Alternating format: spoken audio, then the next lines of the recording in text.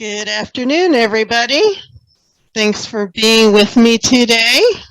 This one's going to be a little different type of a webinar. We're not going to do any actual processing of images, but I'm going to show you how you can use type and layer styles to jazz up your images.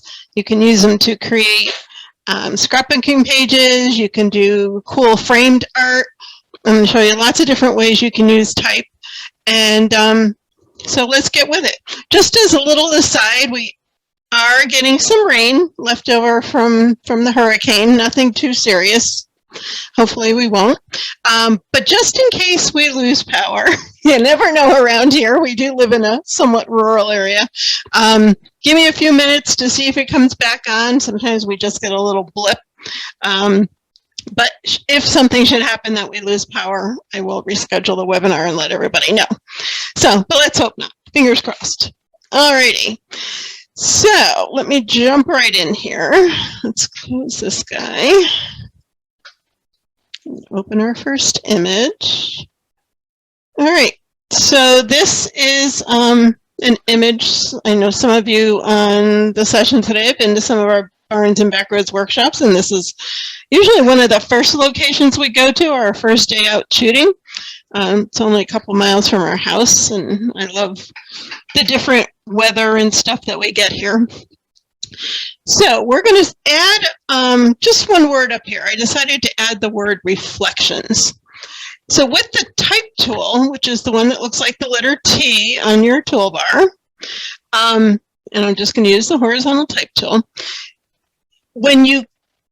After you've selected the type tool, when you click where you want to start typing, it will automatically create a new layer. So you don't need to create a separate layer for the type itself. So I'm going to just click up here, and then I'm going to make some changes. Actually, before I do that, let me choose my font and stuff first. You can do it before or after. So I'm going to choose, and you may or may not have these fonts. I have tons of fonts that I've gotten from various places. I do have at the end of the notes a resource list of some of my favorite places to get fonts. Some are free, some are for purchase. There's actually a free one in today's blog that I found. I haven't downloaded it yet, but I plan to. So for this one, I'm going to use this BP Victoria. I'm going to use a point size of 60. And the other thing to note is you're not limited to these point sizes.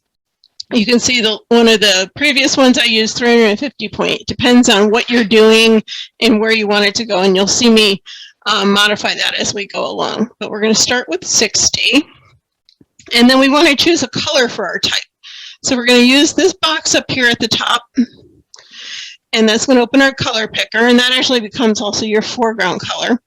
And I chose this color right from the image. I tend to like to coordinate my colors. So of course I wrote down the number like I usually do, so I can replicate it and type it in this box.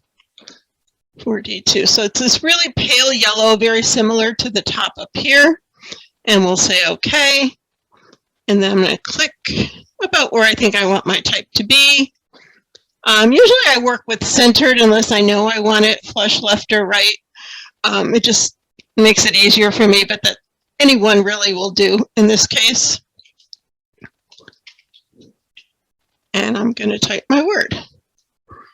And then when you're moving type, if you're still on the type tool and you haven't like clicked to a different layer to kind of commit this type or hit the check mark, when you want to move this, you need to keep your cursor off of the type until you get that symbol that looks like your move tool, the little arrow with the plus.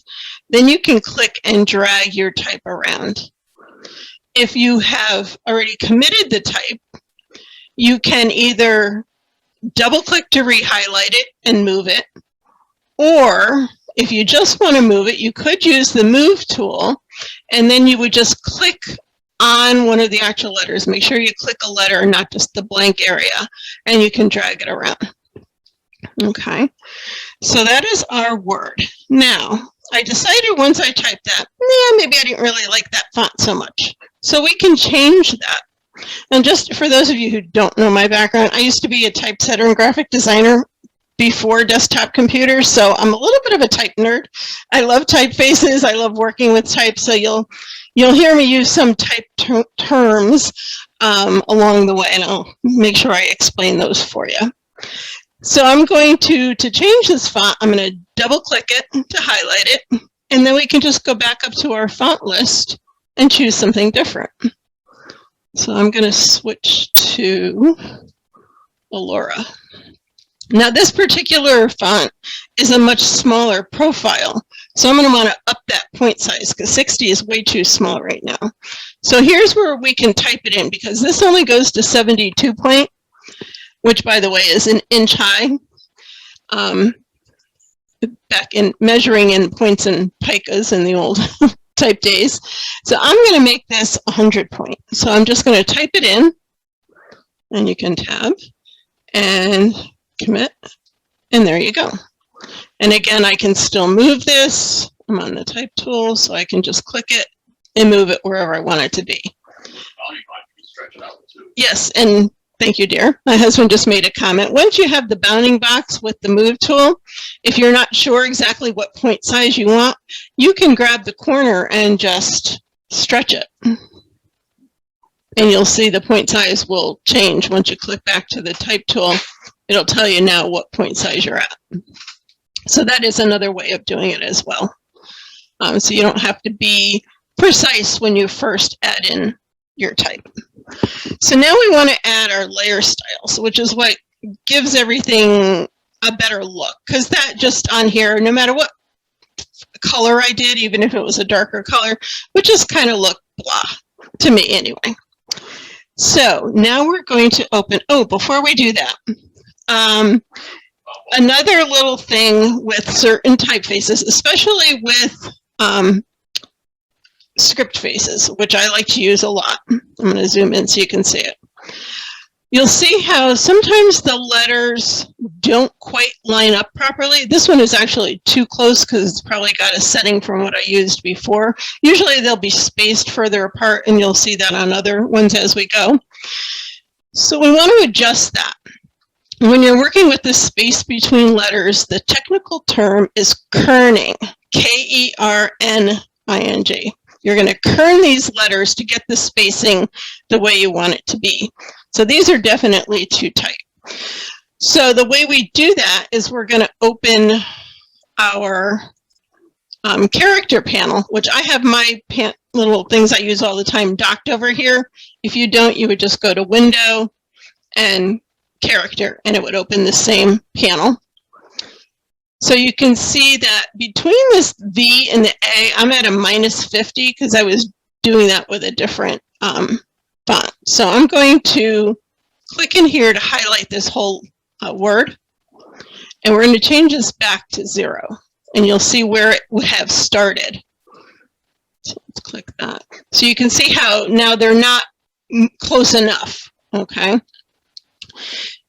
So in here is where we're going to play around. And for this one, we're gonna, I think that they all seem fairly consistent, but at least between, let's go to the type tool, between this L and the end of the word. So by using this VA box, I can do a bunch of letters at a time. So let's try -25, and that worked perfectly. If I wanted to just do 2 letters, I could do it here, or this V/A, this metrics will sometimes automatically condense things for you, or you can just use that in between 2 letters.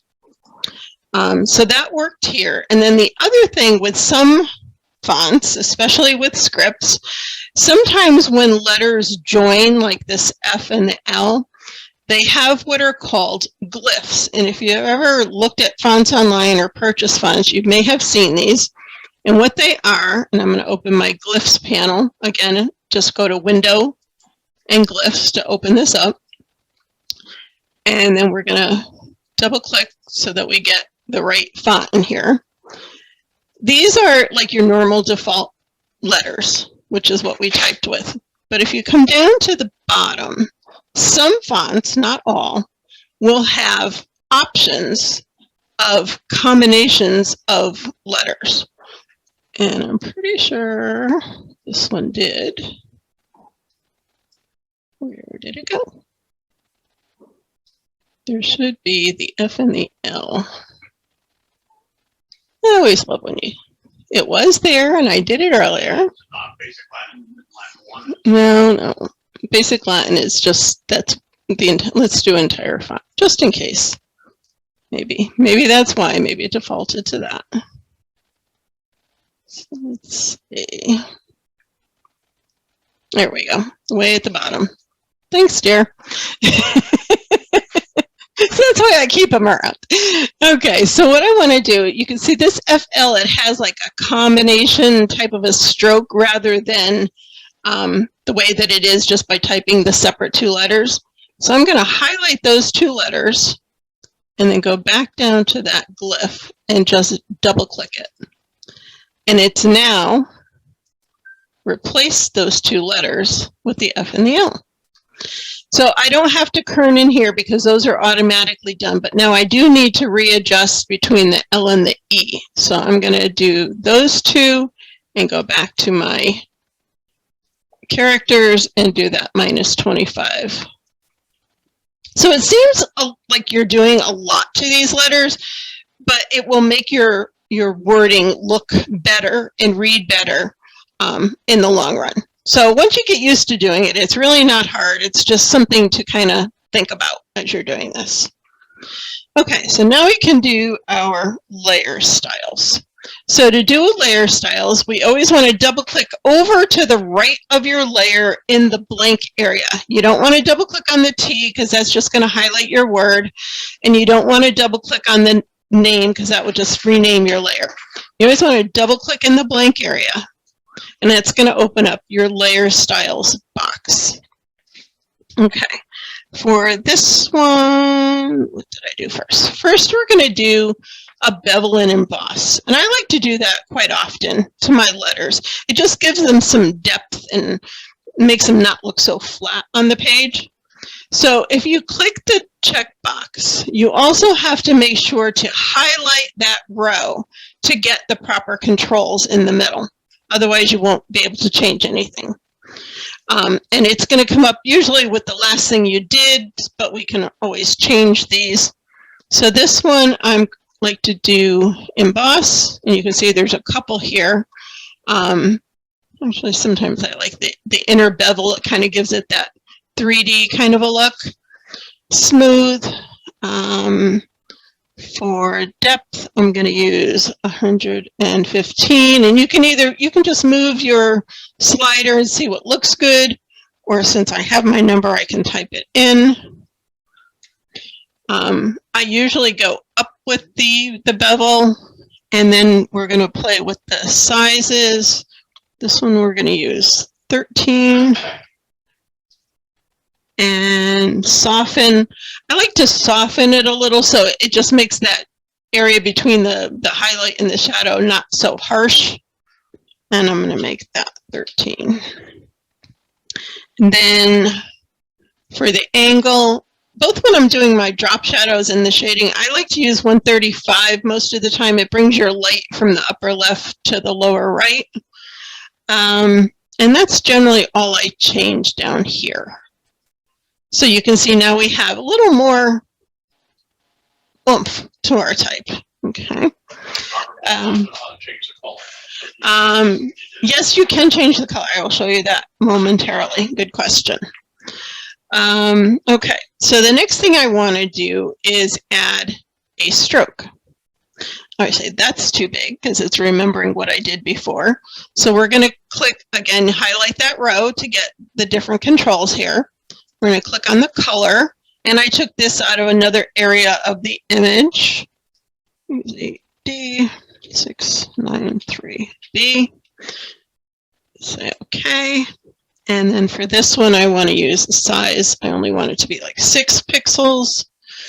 I want it to be outside the letters, so it's actually adding a little more width to my letters. If you use it on the inside, it's going to keep the letters the same size and just add that stroke to it. But I think that looks too thin for this particular font. Or you can center it, which would spread it half to the inside, half to the outside.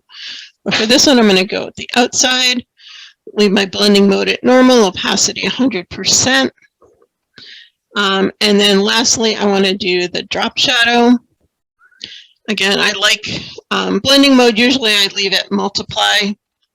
My opacity, I'm going to bring back just a little to 25. Angle, my 135. And then to get the shadow showing, you're playing with your distance, spread, and size. And for this one, I'm going to do 14, 25, and 46. And of course, this would be different depending on the size of your type and how much you want it to stand out. Okay, so we're going to close that. Let's make this fit on the screen so you can see there is our type. And we did stretch this out because I actually ended up deciding to change it to 125 points. So we kind of almost got there already. So we can just type that in because I wanted it to be slightly larger. And if you wanted to change the color of your type, you would just go back to your color box up here and choose another color and say okay. So you can easily just change that color. Just you want to be on your type layer, make sure the type tool is active so you have that box up here and you can go ahead and change that. I kind of like that one too. That looks nice. And I just picked that randomly. So that's it. That's our first project. So we're starting simple and then we're going to get into some not complicated, but more involved projects as we go. Alrighty. So let's close this one. And this next one, we're going to do 2 words with different fonts. And actually, it took me a while to learn this trick, and I know Pat is online. So Pat Reck, thanks for, back when I did this many, many webinars ago, pointed out this little shortcut I'm going to show you. So on this one, we're going to use 2 fonts. So we're going to start out similarly. So we've got our type tool. I'm going to go up and pick a font, and I'm going to use Ulysses. I've got a lot of fonts. And I've got so many that are not even installed. This one here. We're going to start with that. I'm going to start with a color. 613731. Okay, and my point size, I'm going to go back to 100. Okay, and I'm going to start at about, I'm going to go flush left because I know I want to start at about here. And I'm going to do blue. Now, sometimes when you type, it looks very bold, and that's just the way it is until it kind of locks in. So don't be intimidated by that when you're first typing it until you hit that check mark, and then it actually shows you the real font. I'm going to move this one just a little bit. Only because I've done it before. I know I want it to line up somewhere around this flower here. So now I want to go back to my type tool, a different font for the next line. If I just click here and I change my font, I'm just going to pick anything, it will, when I start typing, it's also going to change my previous layer, which I don't want it to do. Before I click my type tool, hold down the Shift key and click here, and then it makes another layer. So now I can go in and change my font. Let's see, hang on, I'm going to change my page here in the notes. By the way, the notes are available on the website on sale for $5 with all this instructions, and there's some bonus word art in here. There's 6 things I'll show you at the end, in addition to a set that I released in the store today, which I'll show you later. So we are going to use, oh, I also wanted to condense that just a teeny bit. We'll do that in a second. So for my second, where is my font? I want to use Intruding Cat, which is here. I'm going to make that smaller. And I'm going to use the same color, so I'm not going to change that. There you are. And I think I didn't make it small enough. So we are going to highlight that. And am I missing something here? Trying to read my own notes, and there it is. 40 point it should be, not 60. There we go. That's better. And I want to move this up. And I'm real big because I am such a type person. I like, yeah, type nerd, as Dave would say. I like making letters work together. So like the upstroke of the H, I wanted it lined up kind of in this space. And you'll see when I show you some other word art, kind of how I do that type of thing. So for this one now, we're going to go back to our bloom. I think the spacing looks okay. So we're going to open up our layer styles. And this one, I just want to make this word slightly bolder so that these swashy thin strokes are a little bit thicker. So I'm going to use the stroke. Well, first let's do our bevel and emboss. I usually start with that. So we're going to go inner smooth, 126%. Up size 24 and soften 15. And you can see we've got those nice shadows going. And then we'll go to the stroke, and I'm going to use the same color as the letters because I don't really want it to look like a stroke. I just want to make the letters thicker. So we're using the same color. And then I'm going to use 4 pixels on the outside, normal and 100%. And then our drop shadow, multiply opacity 23, our angle change, we'll make that back to our 135, distance 15, spread 34, size 51. So I like to, the shadow to be subtle, just to give it that little extra, make the letters look like they're coming off the page a little bit, like they're not just plopped on there.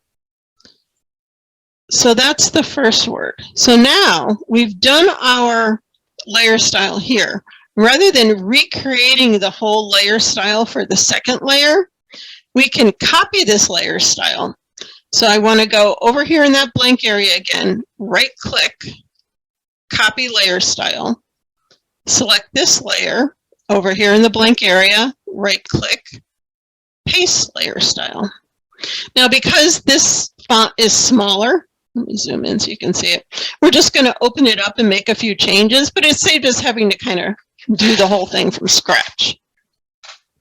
So on this one, I'm going to change on the bevel, I'm going to change the depth down to 43%. The stroke, I'm going to change that to just 1 pixel. And the drop shadow, the spread to 15. And those are the only changes I made. But you can see now the letters aren't all blocked in because the other stroke was much too thick for that. And there you have it. So now, let's see. So what I wanted to do to this now, and show you how you can do a second stroke on a letter, we're going to add another stroke to the word bloom. So we're going to go back to this panel, reopen it. Now I don't want to change the stroke that's already here. I want to add another one. So if you come down to this bottom where the effects are, and if you happen to be using elements, rather than having a panel like this at the bottom of your layers panel, I think it's at the bottom, you'll have a tab for the effects, and that's where you would find all of these different things. Dave could explain that more, and I'm sure if you've seen his webinars when we've done the conferences online, he would have showed you that. But it would be under the effects panel, so you could get to all these different things. So anyway, I'm going to click on the effects, and I'm going to choose stroke. And you can see now I have another stroke layer.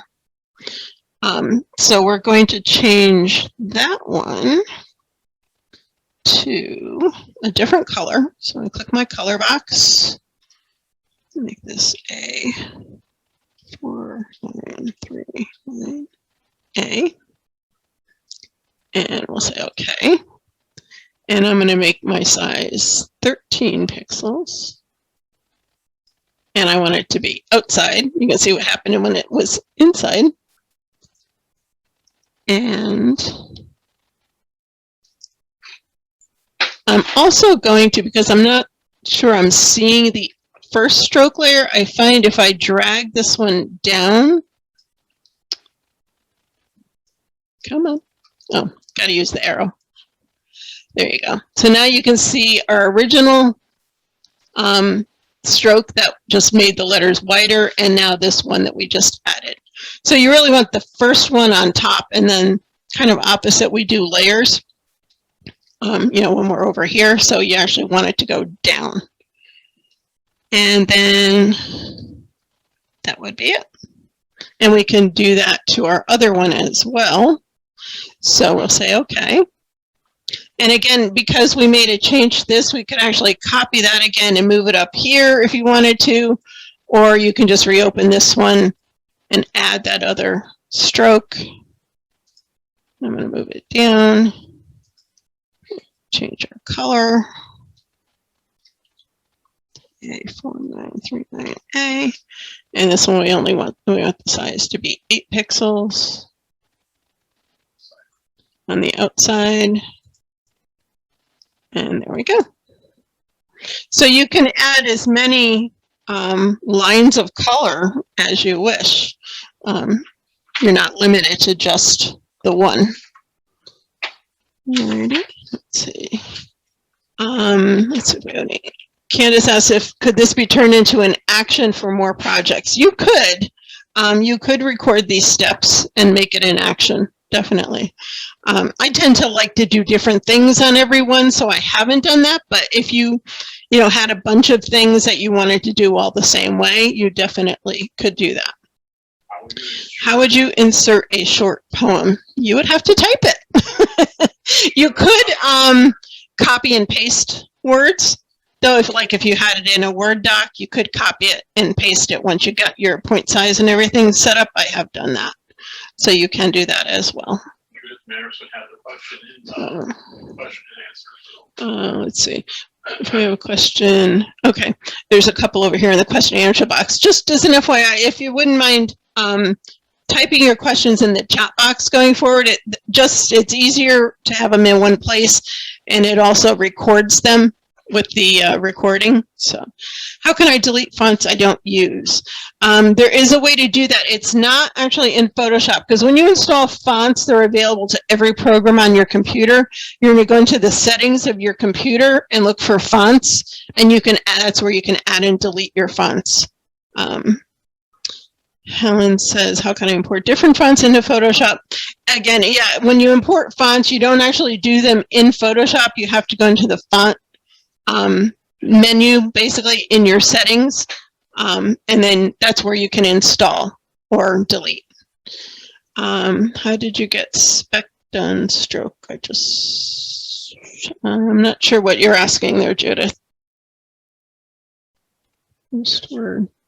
If you could clarify that for me, Judith, I will try and answer that for you.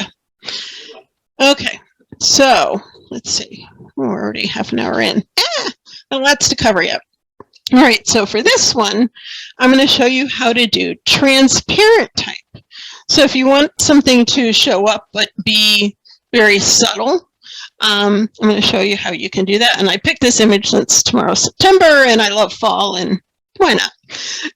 So for this one, we're going to go up and choose our font. And I went with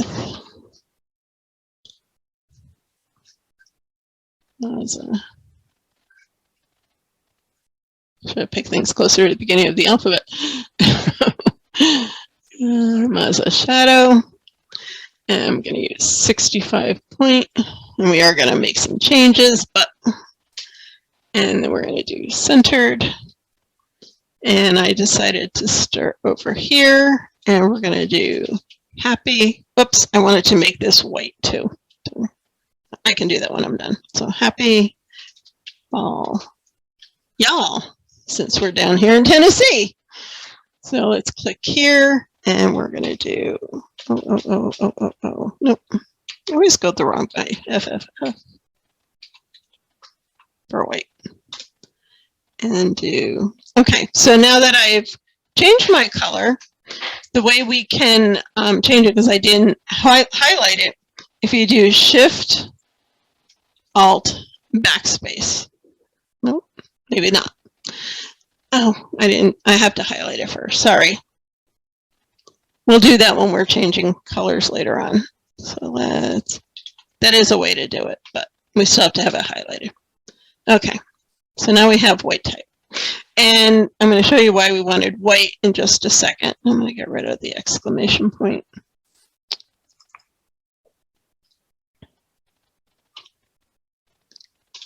All right, so for this one, we're going to change, we need to change our spacing because it's still condensed from our other. I got an extra layer in there I don't need. Let's go over here, highlight that, and I'm going to go to 0. That works. And I'm going to change this to optical. Sometimes changing to optical, it kind of automatically adjusts for certain letters. And then, let's see, we did optical, and then I'm actually going to add 5 because I think it's a little too tight. And then I'm going to change, I want this bottom line, the second line, closer to the top line. So to do that, where it has this line spacing, this, which one am I doing? Up here, sorry, where it says auto, I'm going to make it less than my point size. So my point size is 40. Actually, it should have been 65. So we're going to change this to 60, and let's change this back to 65. That's what happens when you're trying to hurry and get through things. So that's bigger. There we go. So you can see my lines are very close now because this is 65 and that's 60. So it's like a negative spacing. And there's that. So now we're going to do our layer styles. And this one, you need this layer style for this effect to work. So we're going to do our bevel and emboss.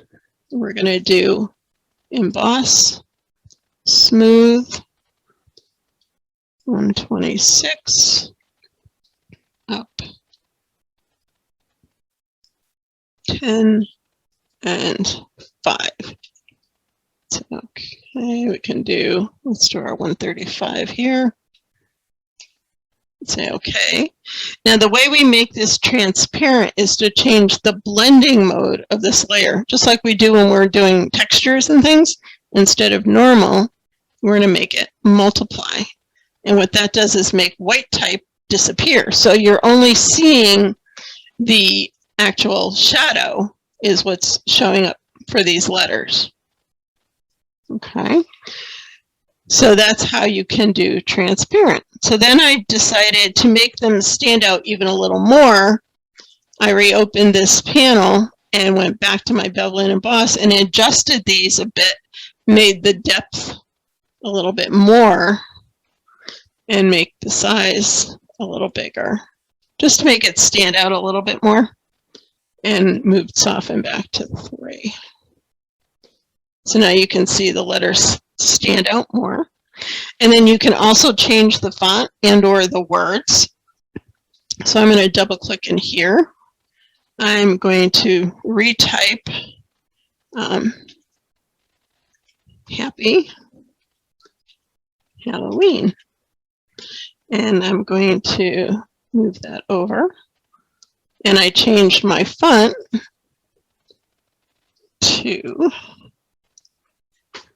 one called appropriately bloody for a Halloween font. So it looks like it's kind of dripping. And then I changed, let's see how that looks. Yep, so then you can move it around. And then if you wanted to have just a hint of color rather than totally transparent, I was playing around with this when I was writing this, and I went to soft light and then brought back the opacity a little bit. So it just gave it a little bit of a white rather than totally clear. So that's another way that you can kind of play around with this. So that's how you do transparent type. Let's see if we have any questions. Thank you, Linda. She says, I love this pumpkin image. This was one I actually did way back when, I think in a Topaz webinar with a bunch of Topaz effects. And somebody said, I found a shortcut to cut and copy move style is to click and hold with the option key and move to another layer. Yes, that would work just like you can do with copying a mask. So thank you. That is another good way. So it would be the option on a Mac, Alt on a PC, and you would just click, and then you could see how it's highlighted the effects, drag that to another layer. And that would work if you had a second layer of type. Alrighty.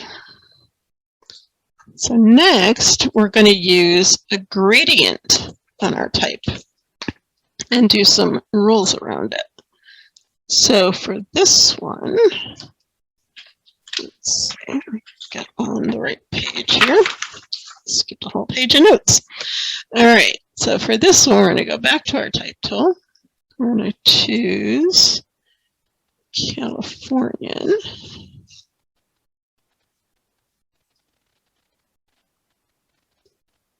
California FB.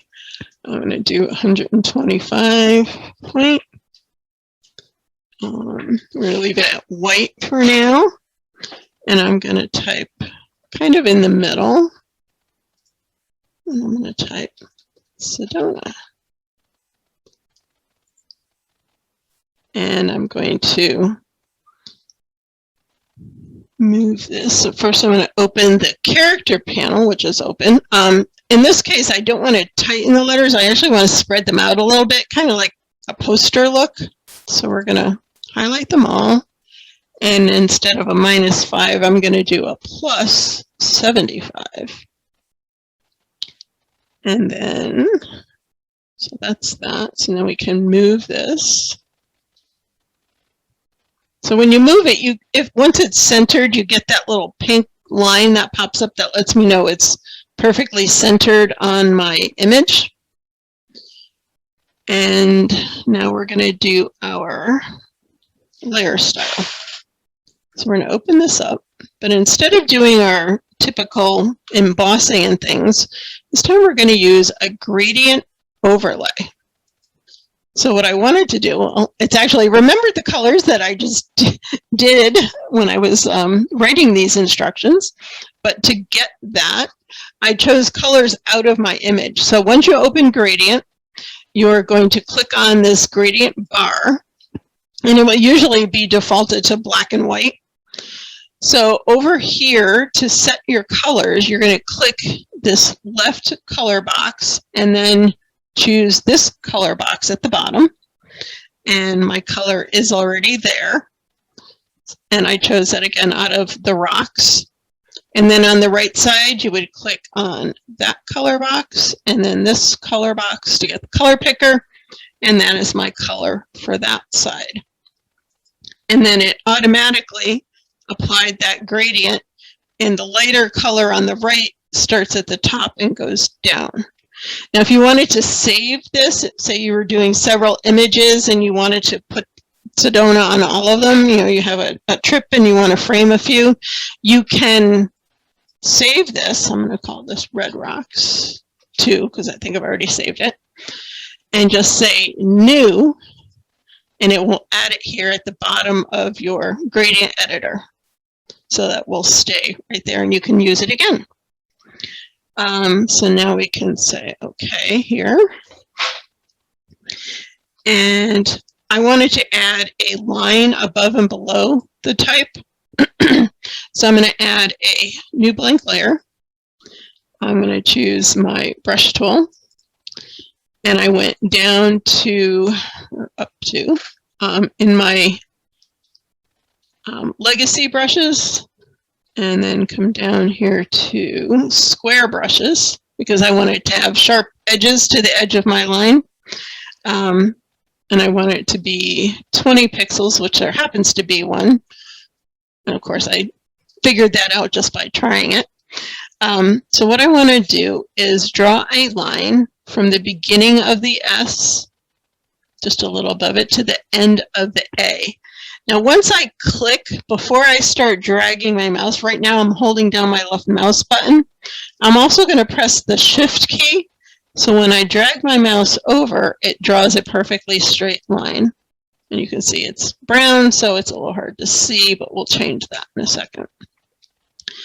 And then I want to duplicate that line and put one below. So rather than redrawing it, I'm just going to do a Control J and use my Move tool to move one line down. And again, it will tell you when it's lined up properly. You can see those little pink lines. It's centered and it's lined up to the edges of my letters. Now it needs to go up just a hair. You want it to be spaced about the same top and bottom. And then you can also, yes, Dave just mentioned, once you have the Move tool selected, if you wanted to just move it a little, if you use the arrow keys on your keyboard, you can move it a pixel at a time. So you can move things up and down. Thank you, dear.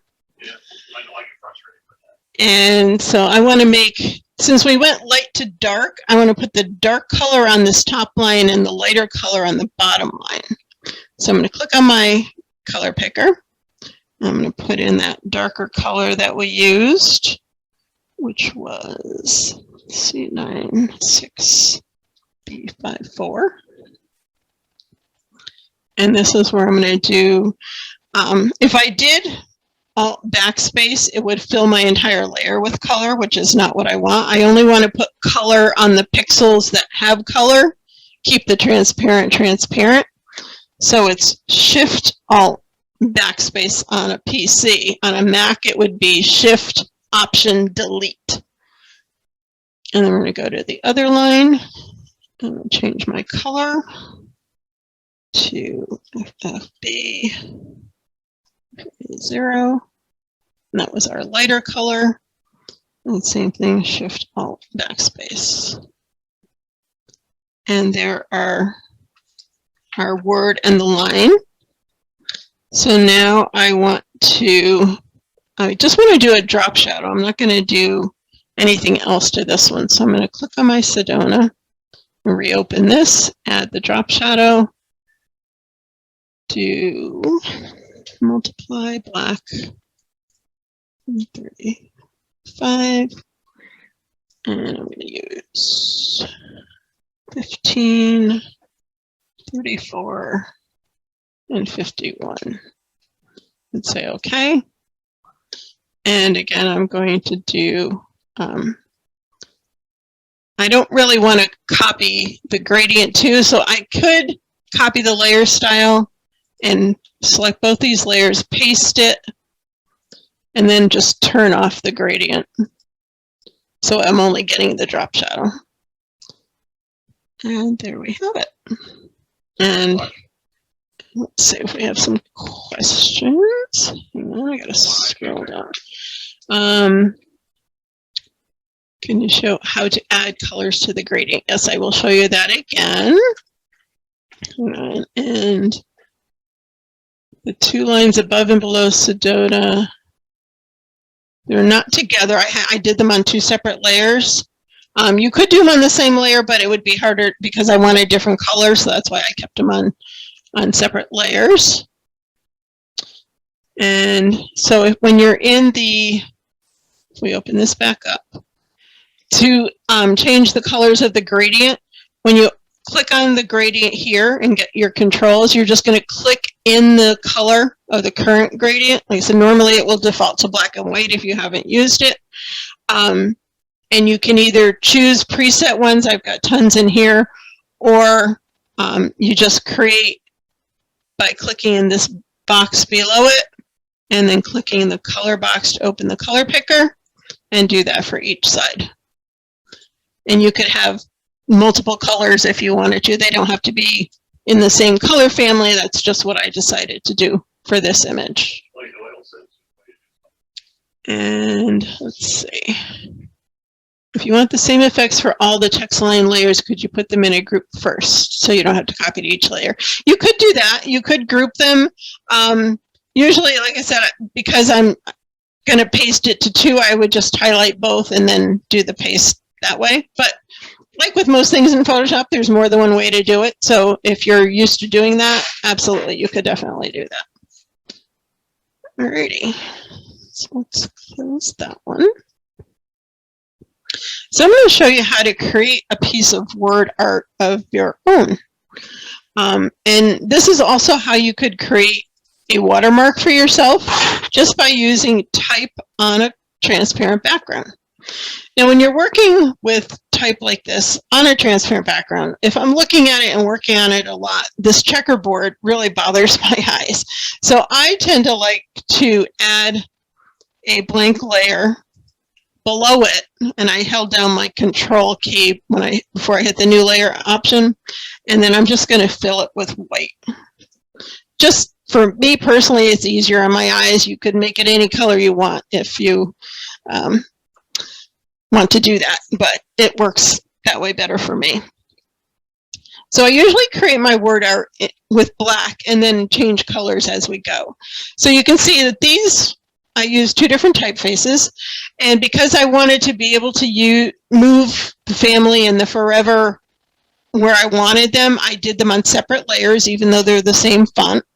And this is kind of where I start playing with spacing and things and line things up the way I think it looks the best. I think probably that is, maybe even could come down a little to line up with the, kind of more with the top of the stroke of the F there. That's the stuff that bugs me when I see it done. And you can see that again, this font needs some kerning to tighten up those letters, and I actually have one that's already done, so I can show you some other effects on here. And let's add in that. Click here. Come on. Oh, I'm holding Alt instead of Control. All right. Oh, backspace, and we'll just drag it underneath. Trying to go too fast and clicking the wrong buttons. All right, so you can see I've kerned these, and all of the way I did it is in the notes, but I wanted to show you more of the different layer styles. So for this one, we'll start with family. And this one I'm going to show you, there's another one in here. We used a gradient last time. You can also use a pattern on your type. So we're going to click on the pattern layer. And again, it's remembering what I did. But to choose a pattern, you would click this little arrow next to whatever the default is. Usually it's like green leaves. And then you can go into, these are kind of the categories you'll see first in the newest version of Photoshop. But if you go under legacy patterns and more, then legacy patterns again. I chose colored paper, but there's all these other categories as well. And for this one, I chose this paper, which was just buff textured paper. If you hover over it, you'll see the name pop up. And that was what I used in here. So we're going to use that. You can also change the scale of the pattern depending on the size of your letters to make it show up better. So I changed the scale to about 150. Sometimes they want to jump too fast. So you can actually see a little bit more of the texture. It's a little bit bigger to match the larger point size of this type. I left my blend mode normal. And I did want to link it with the layer so that it stays linked just to that type. Then I'm going to add a stroke. I'm going to change my color. to 613 F15. I'm going to make it 6 pixels. And I'm going to center it. 1 second. Opacity. I did bring it back just a little to make it a little bit lighter. How do you pick your color from the photo? Good question, Sandy. Once you open your color picker, rather than clicking around in here, if you had a photo open, you would just click anywhere in the photo. And it's seeing the black because this is a pattern and not actually a font color. So that's why it shows black here. But if you had a photo open, you could click anywhere in there once you get your color picker open. And that works in lots of things, not just for type. So we'll go back to that. Okay. So that's that one. And then I decided to try, and it's not one I use often, but I was trying some different ones here just so I could show you how they work. We're going to use an outer glow. And again, all these detailed things are in the notes. So we're going to use outer glow, and I'm going to use you can either use a gradient or a solid color. So I have the solid color checked off, and I'm going to use, that's the number. I remembered it again. My opacity, I wanted 100%. I did add some noise to kind of give it a rough edge. Color, technique, softer, spread, that's about good. And that's how far away from the edge it goes. And size, we're going to make it a little bit bigger. So you can see that's adding kind of a cool little glow. And then I changed the opacity of it. I did bring this down a little bit. Sometimes you go back and you change things once you see them. So you can see that nice little kind of a glowish color around the edge. And let's see. This time you centered the stroke, last time it was outside. Yes, so the difference is when I go outside, it's going to start it at the edge of the letter and go, whoops, totally outside. So it's going to make your letters fatter. This font is already fairly bold, so I didn't want it to get too fat and close up this L in here, because if I went outside, let's go back to it, I'll show you.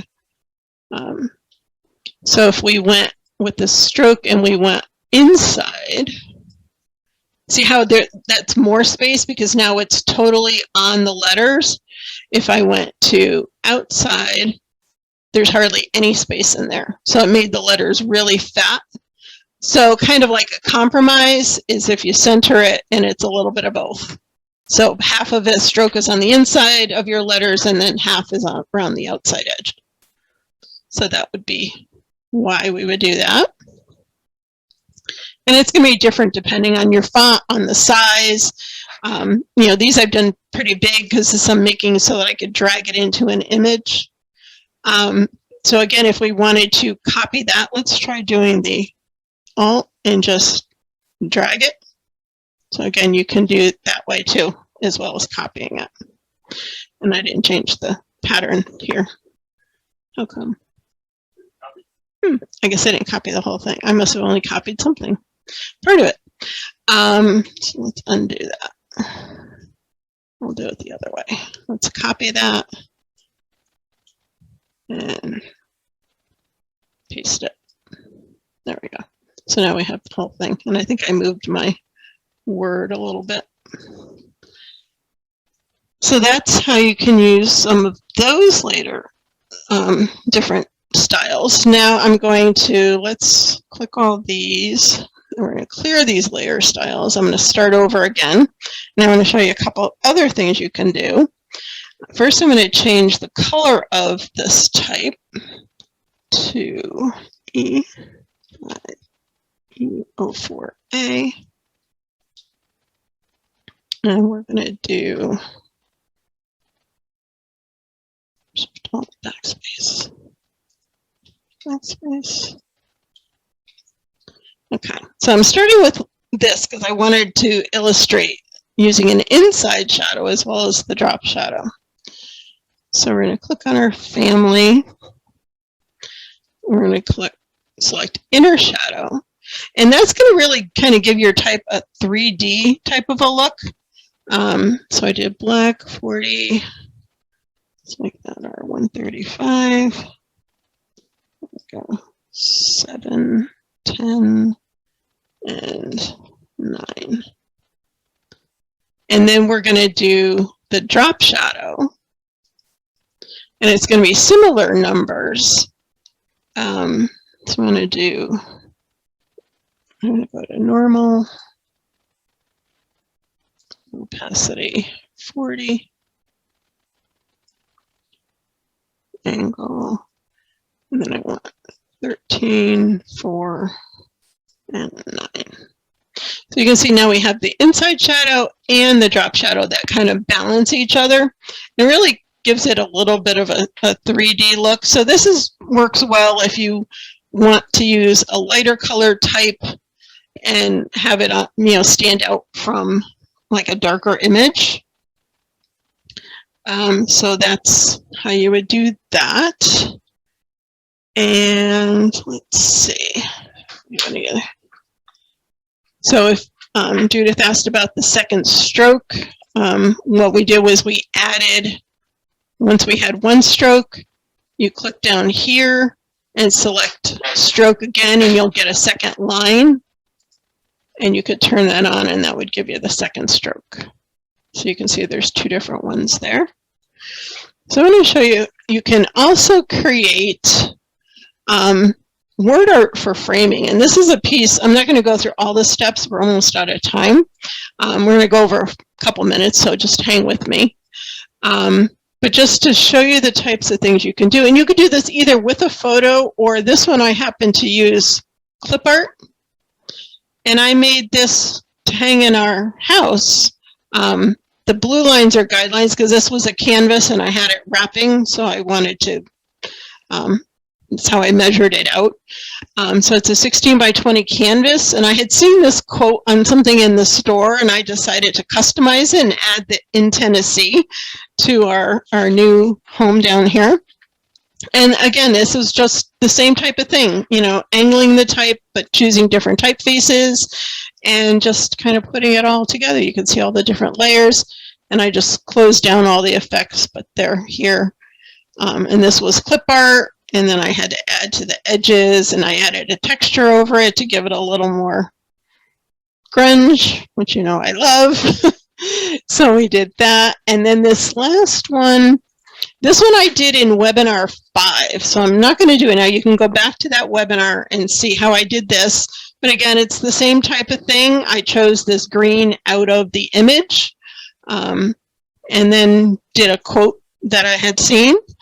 And it's something that's nice for a card or, whatever, framing. So how did you angle the text? Good question. Let me go back to here. You would just click on your layer, and using the move tool, once you have the box here, let me zoom in so you can see it, you would just get your cursor outside the corner, you get that curved arrow, click and, whoops, gotta get the arrow, click and hold and drag. So that's also how you can angle images if you're doing composites and things. So just get that, use the move tool and get your cursor outside the corner, and then you can drag it to whatever angle you wish. Alrighty, let's see if we have any last. Thanks, Karen, glad that makes sense. Does anyone recommend a company to print note cards? I actually do a lot of my stuff like that with Shutterfly. That's how I do my Christmas cards. When I do cards for selling, I use the card blanks from Photographer's Edge, and they get 4x6 prints made that go inside of them. And they have a real nice way they fold so you don't see the print where it adheres on the inside. It's just a nice blank inside. And Let's get rid of that and close that. And I've got one more thing for you. So as I mentioned, I did for the first time for sale some word art. Let me drag this over. That I just put in the store late yesterday. And these, since it was almost fall, I decided to do fall. So you get both the one in color and the black and white one, and these are all on transparent PNGs, so you can change the colors. The colored ones already have like layer styles applied. You get both this one and this one with that, and then the words without it. And this was how I used one of them today, just to try it out, the Hello Autumn. It's an image I took last fall on our Barnes workshop, and just put that up there. And this would be a really cool, what I like to do is print some things for holidays, like on 8x10s, and mount it on foam core and just lean them on the shelf when I'm decorating. So I'm going to do that with this one. And then lastly, we have, and this set is half price on sale for $7.50 until next Tuesday. And then the notes are on sale for the $5, and there are 6 word art bonuses in there as well. They're like for wedding and kind of mushy things. And then 30% off any other texture and brush sets with the code webinar text. That's any of the ones that are not on sale. Like I said, in there I do have a whole page of resources for fonts and brushes that I like to use. And I think we've covered it all. We're only 2 minutes over. Any other questions? Thank you, Helen. I'm glad you enjoyed it. I think people really do seem to like the notes because it's a great way to go back and watch the replay, and then be able to do the projects, because I give you the images. And if I've used, not today, I didn't use textures, but I did give you some word art. The Family is Forever is in there, as long as the other 6 extra ones. And yeah, it's fun, and it lets you practice and stuff like that. So if you have any other questions, you can always feel free to email me. I was thinking of doing something new soon. I'm going to set up a date. I think we're going to do like an hour, kind of an open chat session. We were trying to think of a name for it, and actually Dave came up with something I kind of like. The Barn Door Sessions from the Peacock Studio. I think we're just, so if you have questions on various processes, or you're kind of stuck with something, don't know what to do, so stay tuned for some details on that. It'll be like a Zoom chat type of thing, so we can actually talk to each other and see how that goes. I think it'll be fun. Alrighty, thanks everybody. I appreciate you all being here, and we'll talk to you again real soon.